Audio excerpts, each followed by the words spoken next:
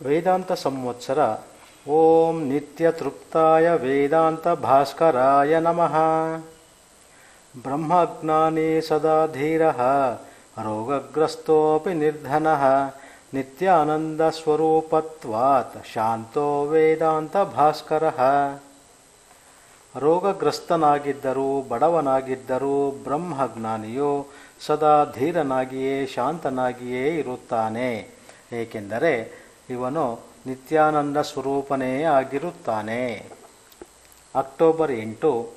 ಇವರನ್ನು ಕೊಂಡುಕೊಳ್ಳಲು ಸಾಧ್ಯವಿಲ್ಲ. ಶ್ಲೋಕ. ತಮೋಹ ಪರ ಪ್ರತ್ಯುವಾಚ ಅಹಹಾರೇ ತ್ವಾ ಶೂದ್ರತವೈವ ಸಹ ಗೋಭಿರಸ್ತು ಇತಿ. ಛಾಂದೋಗ್ಯೋಪನಿಷತ್ 4:2-3. ಆ ಜಾನಶ್ರುತಿ ರಾಜನನ್ನು ಕುರಿತು ಆ ಜ್ಞಾನಿ ಪುಂಗವನಾದ ರೈಕ್ವನು ಹೀಗೆಂದು ಹೇಳಿದನು.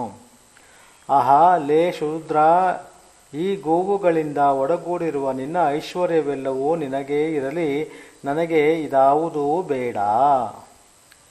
ಈ ಧೀರತನದ ಮಾತುಗಳನ್ನು ಆಡಿದವನು ಅತ್ಯಂತ ದರಿದ್ರನಾದ, ಕಜ್ಜಿಯನ್ನು ತುರಿಸಿಕೊಳ್ಳುತ್ತಾ ಗಾಡಿಯ ಕೆಳಗೆ ಕೂತಿದ್ದ, ಆದರೆ ಬ್ರಹ್ಮಜ್ಞಾನಿಯಾದ ರೈಕ್ವನು.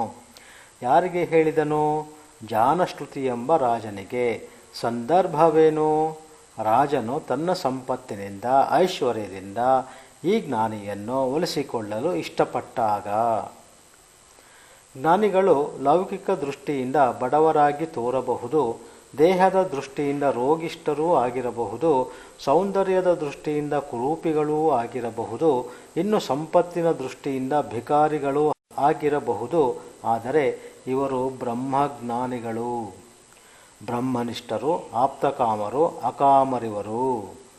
ನ ಕರ್ಮಣ ನ ಪ್ರಜಯ ನ ಧನೇನ ಎಂಬ ಬೀಜ ಮಂತ್ರಕ್ಕೆ ಮೂಲ ಪುರುಷರಿವರು.